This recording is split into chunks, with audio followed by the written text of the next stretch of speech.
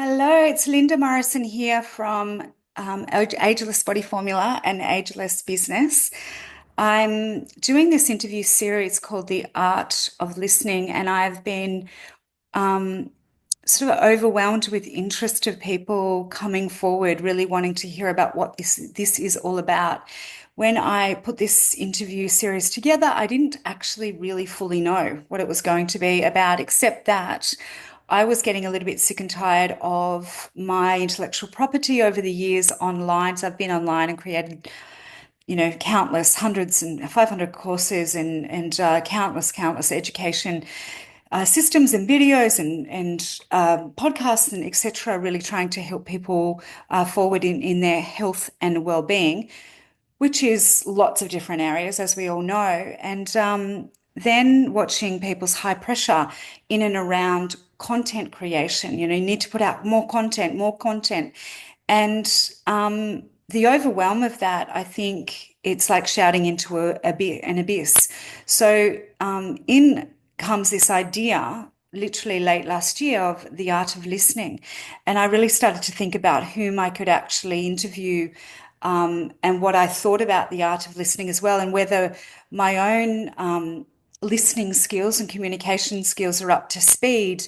And I think the answer with that is it's a continuum and they're always not, and you can always do better.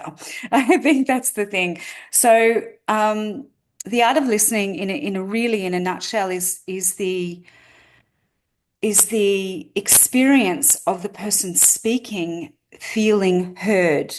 And it is quite incredible what that can give them and bring them. And I know each idea I've had into my mind, unless I'm able to, unpack it with somebody who's willing to listen to me, it's really full, rarely fully formed.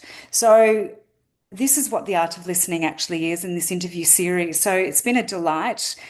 Today, I'm really, really super happy to have in the room Colleen Cook, and I'd like to introduce her to us. She's going to be speaking about how she uniquely looks after people with this thing called really good communication, or the art of listening, or intuitive listening, or whatever we want to call it. Colleen, really welcome, and please let people know a little bit about you and how you help others as well. Well, first of all, Linda, I'd like to say thank you so much for having me. Okay. Um, I'm here today to talk about my particular passion in the art of listening, which is supporting others in their disability, and particularly a disability known as functional neurological disorder, which is not well known at all. And for me, the art of listening it doesn't just involve talking to people and listening to people. It involves being able to understand their chats because I support people globally. So not just within Australia. Quite often, our sufferers with functional neurological disorder may be unable to use a video because they're suffering from seizures, or they may have functional MS, so they're not able to type, in which case they may wish to talk, but they can't use video. But quite often they like to just chat, which means that for me, I've got to really be able to listen to the wording of what my members are saying and understand their wording, not just them speaking. And so it can be quite challenging sometimes to pull it apart and really understand what is this member trying to tell me, because they're also scared and they're also frightened and they're also confused, because functional neurological disorder is a very little known disorder, despite actually being the second most diagnosed disorder by neurologists under migraine. Ah, And yet very there interesting. is awareness.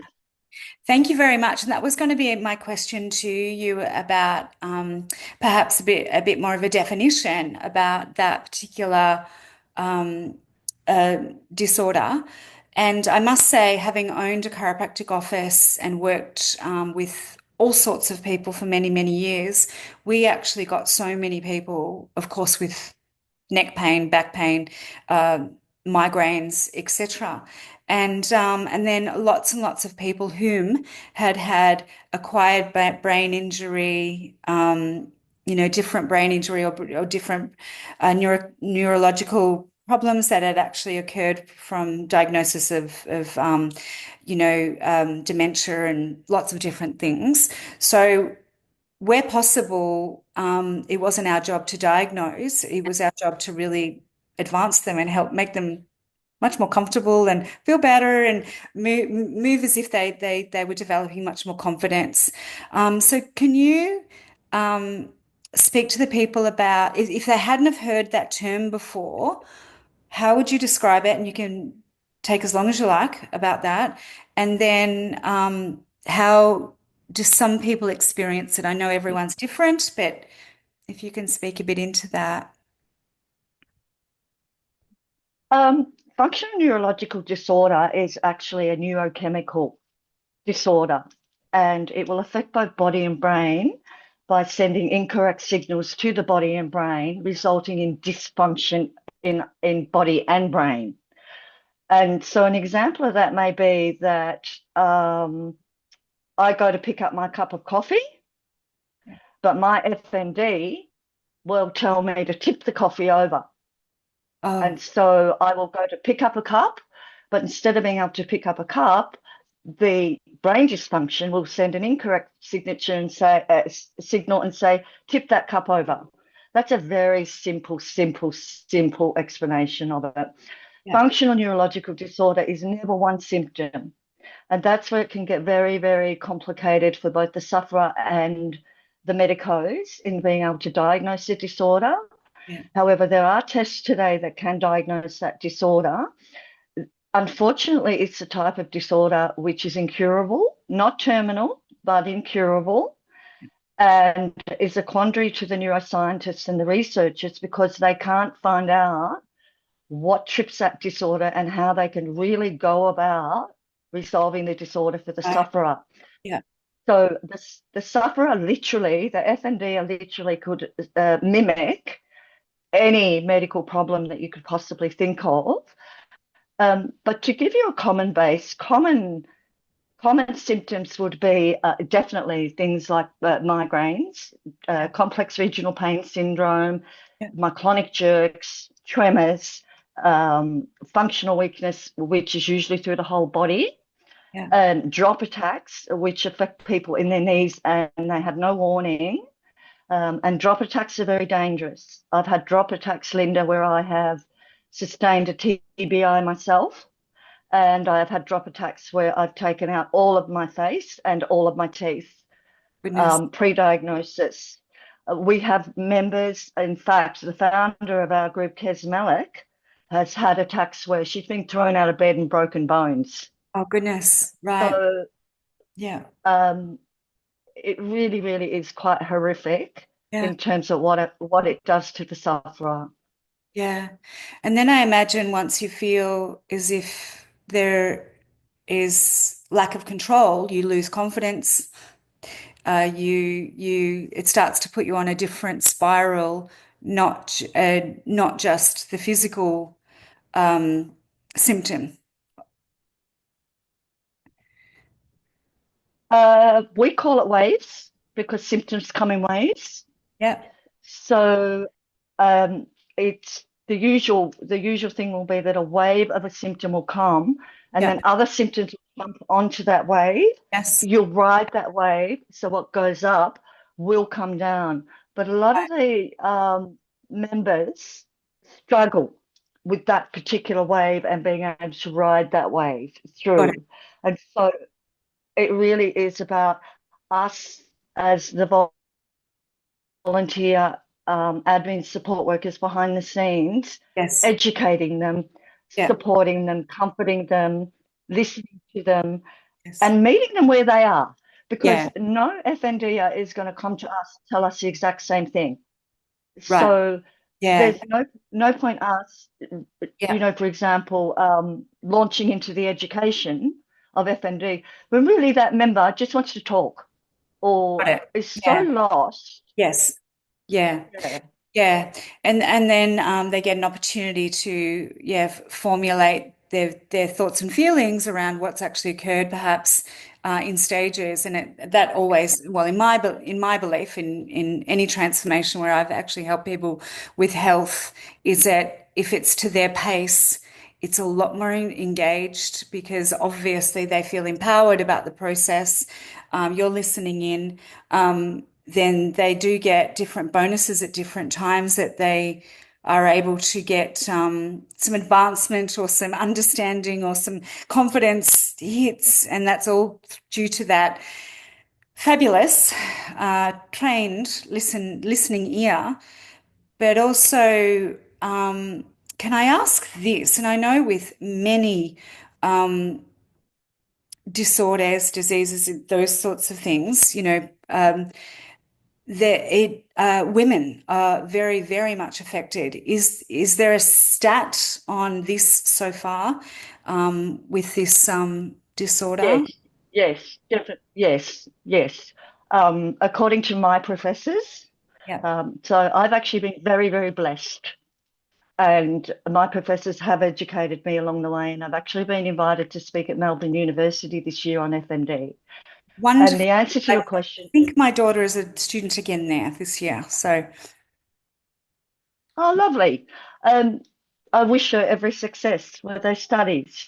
thank you. Thank you. This will be a Um, second degree. She has a science degree already. Her brother's almost finished chiropractic. So, but yeah, this will be a second degree. yeah. I believe it's public health, but we will see. I haven't been told the update.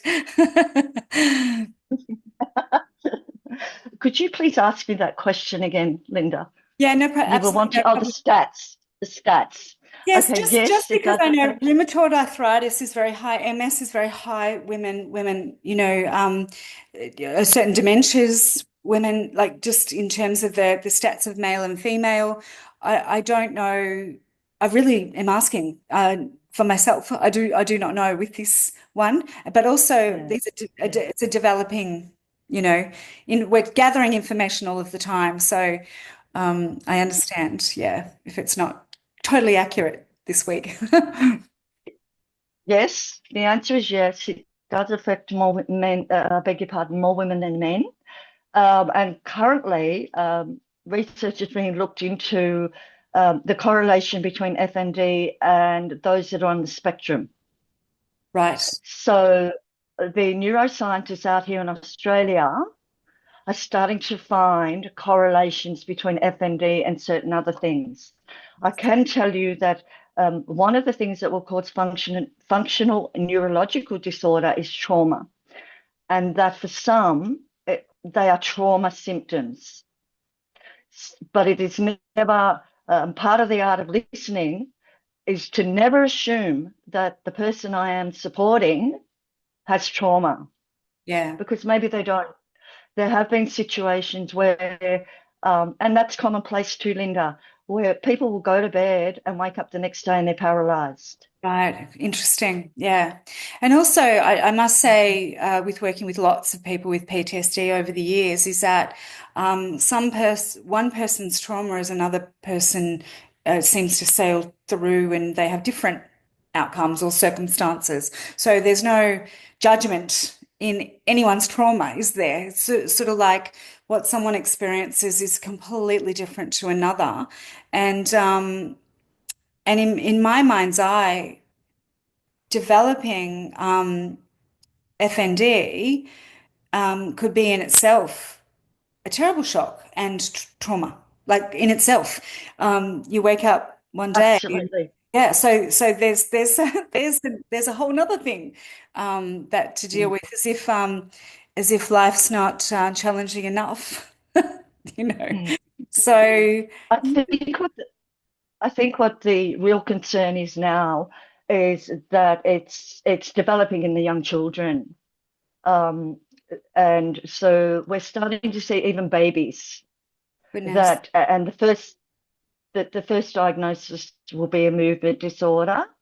You talk about trauma, and I thank you for raising the subject of trauma because trauma is a leading challenge inside the group, not only for the sufferer yeah, and the symptoms that they're experiencing, but from the attitude of the medical professions that they're not believed, they're not taken seriously because functional neurological disorder is a disorder and not a disease. They're not believed, even though their symptoms will be exactly the same as the Yeah. next person that's actually suffering with the disease.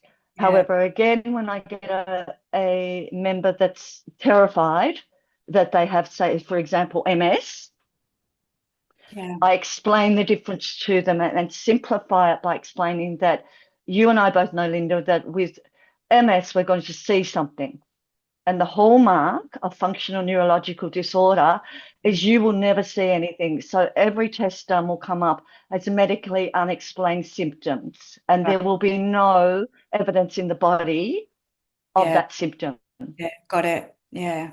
Yeah. It's And hard that to for the listen members, to and it's yeah, believe. terrifying, Yeah, absolutely terrifying. terrifying. Yeah. I must Yeah. say that my personal experience with that, apart from clients that I've actually worked with for a long, different, over many, many, many years, even very, very young clients.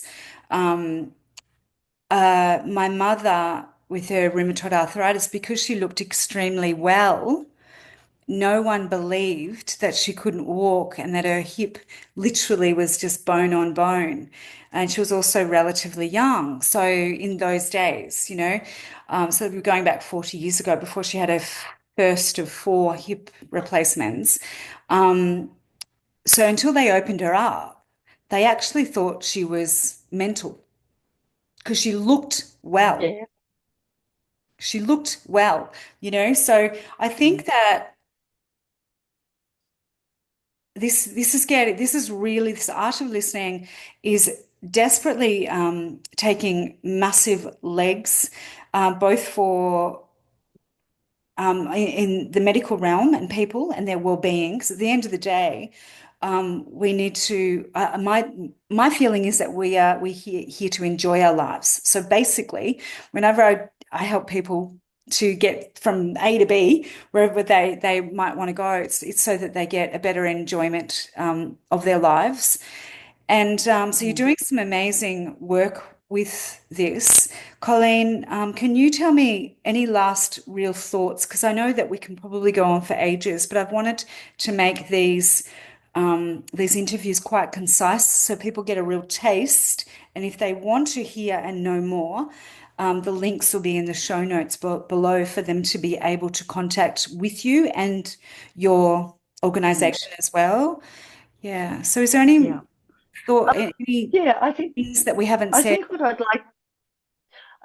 I'd like to leave it off with is that we are purely volunteer. We give our time of our own free will, and we will support anybody unconditionally. We do not judge, Yeah. and we believe.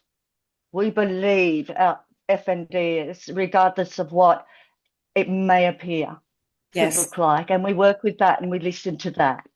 Yeah, We don't listen.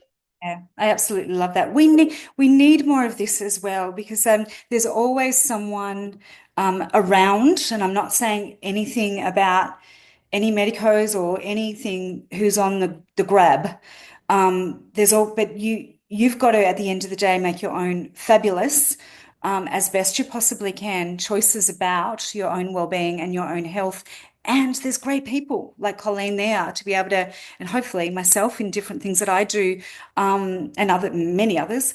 Thank God, thank goodness, to be able to make some really great choices for yourself and feel supported. And don't be discouraged because sometimes the first person you go to is not the person that is your expert. Would you agree? Sometimes, Colleen. I, absolutely. However, there's a global challenge in getting doctors who understand and are able to treat functional neurological disorders successfully.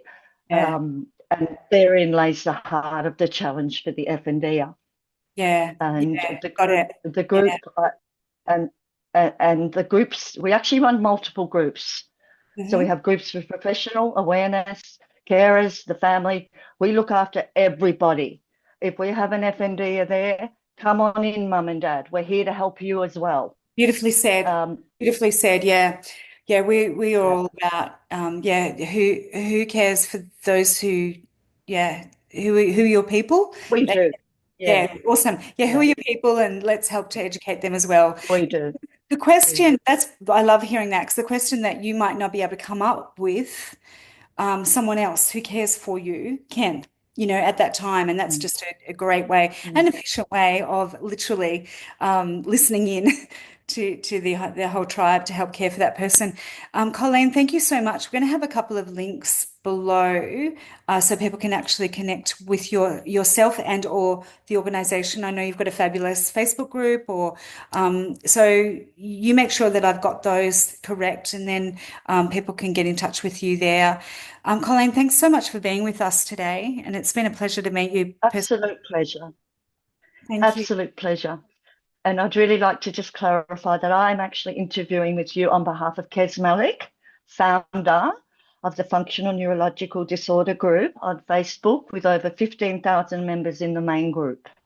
Oh, wonderful. And Thank you that so group has been much. running for over 15 years.